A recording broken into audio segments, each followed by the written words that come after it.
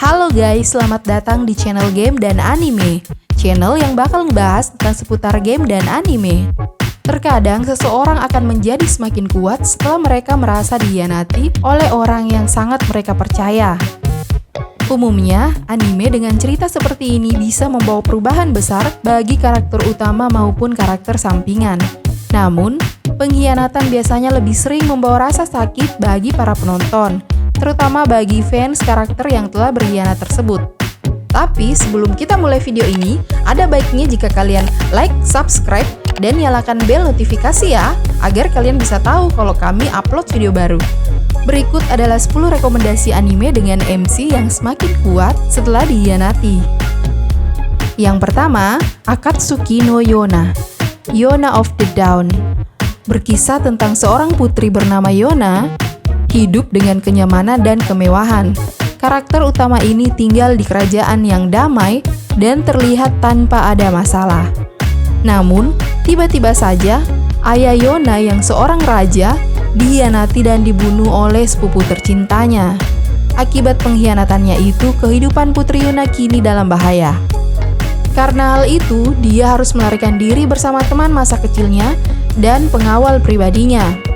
Beberapa tahun kemudian, Yona baru menyadari bahwa kerajaan Koka bukanlah tempat ideal seperti yang selama ini dia bayangkan. Kemiskinan, perselisihan, dan korupsi merajalela di kerajaan tersebut setelah ayahnya dibunuh.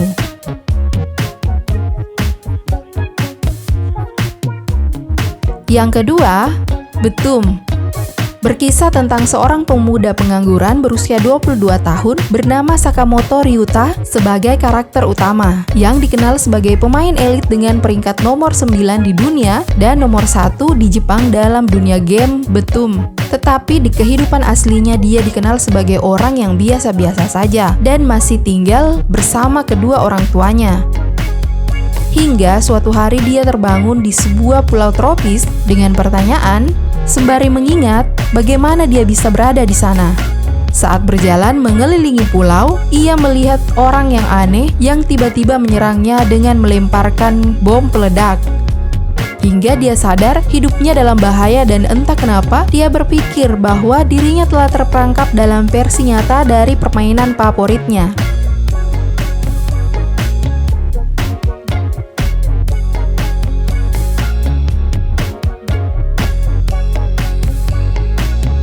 Yang ketiga, Arslan Senki.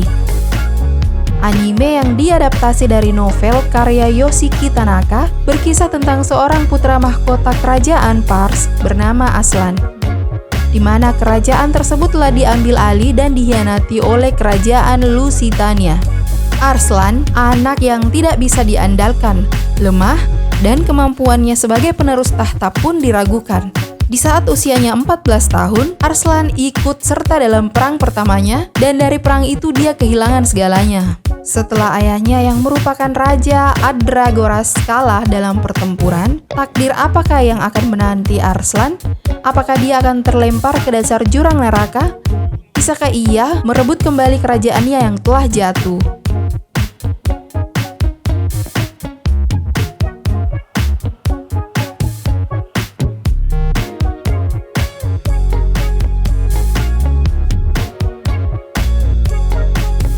Yang keempat, Rokka no Yusa.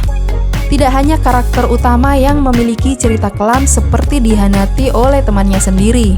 Dalam anime Rokka no Yusa, ada salah satu karakter yang pernah dikhianati oleh ibunya sendiri. Nama dia adalah Fremi. Fremi merupakan seorang manusia setengah iblis. Ibunya adalah iblis, sedangkan bapaknya adalah manusia. Karena itu, mata Fremi tertutup satu dan berwarna merah, sedangkan di dahinya ada tanduk. Fremi dulunya pernah membunuh pahlawan dan melawan Camot, tapi kalah. Sejak ibunya mengkhianatinya dan tidak mengakuinya sebagai anak, Fremi ingin membunuh Raja Iblis sebagai aksi balas dendam.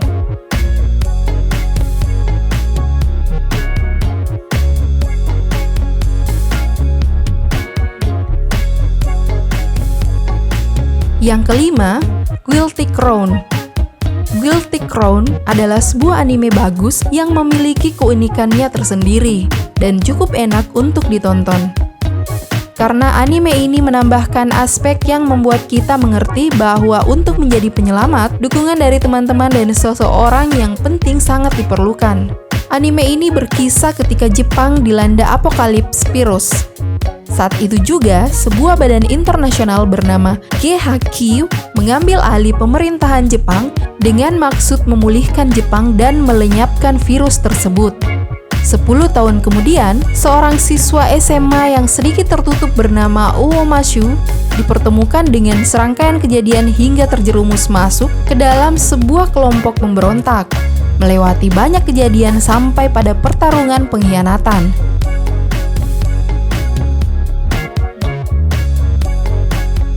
Yang keenam, Cross Age. Anime Cross Age yang jalan ceritanya mengisahkan tentang dunia yang sudah hancur akibat perang dan polusi yang sudah hilang dari permukaan bumi. Kemudian muncullah energi bernama mana.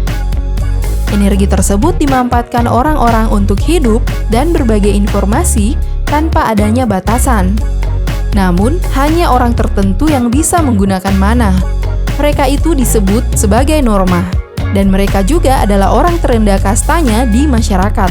Ada seorang putri pertama dari kerajaan Mitsurugi bernama Age. Putri ini sangat senang menindas Norma sampai pada ulang tahunnya, dan saat itu juga kakaknya berkhianat kepada dia dengan mengatakan bahwa dia adalah seorang Norma. Age pun dibuang ke Arsenal, di mana dia harus membasmi naga yang menyerang Arsenal dan mengikuti hidup sebagai Norma.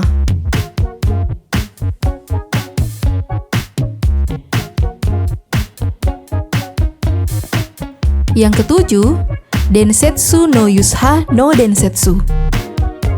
Berkisah tentang seorang penyihir bernama Rainer Lut yang mempunyai mata alpha stigma. Matanya memiliki kemampuan menganalisis semua jenis sihir. Namun, mata ini lebih dikenal sebagai mata terkutuk yang menyebabkan malapetaka dan membawa kematian bagi orang lain. Kembali ke masa lalu, dulunya dia merupakan seorang pelajar yang pemalas di Akademi Penyihir Kerajaan Kekaisaran Roland. Ketika mereka berperang melawan negara tetangga, banyak teman Rainer yang kehilangan nyawa. Saat itulah dia bersumpah untuk membuat sebuah negara yang damai dan tentram bersama sahabatnya Sion Astral.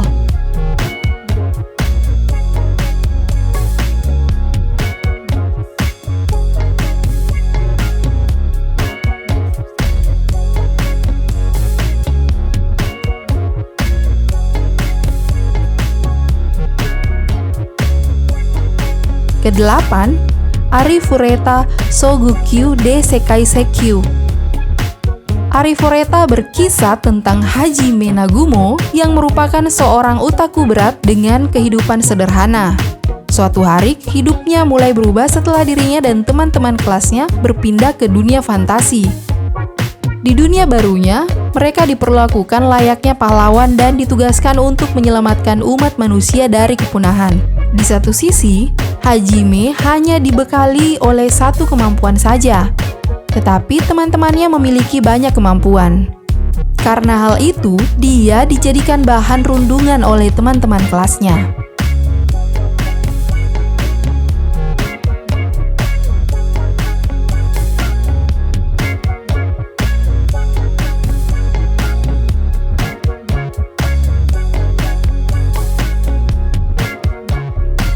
Kesembilan, Tate no Yusha no Nariagari.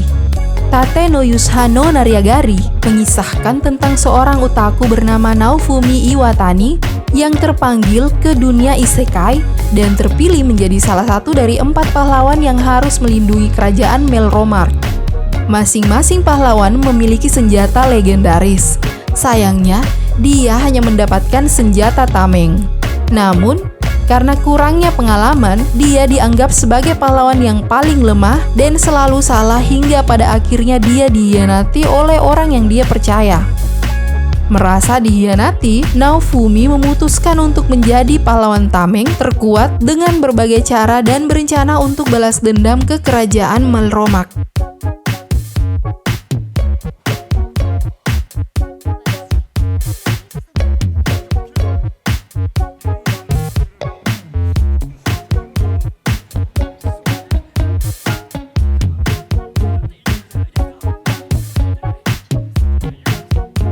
Ke-10, Kami no Tou.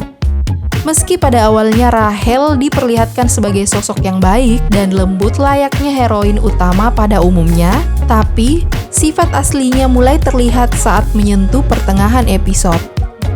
Kelicikannya semakin terlihat jelas ketika Rachel menipu dan mengkhianati karakter utama serta teman-temannya. Parahnya lagi, dengan kelicikannya, dia juga mampu mempermainkan dan membahayakan nyawa orang lain demi keinginannya sendiri. Untuk karakter utama dari seri ini juga terlihat di akhir episode dengan kekuatannya yang muncul setelah dikhianati oleh orang yang paling berharga di hidupnya. Seri ini disukai oleh banyak orang karena pengkhianatan yang dilakukan oleh sang heroin membawa pengaruh besar bagi karakter utama itu sendiri.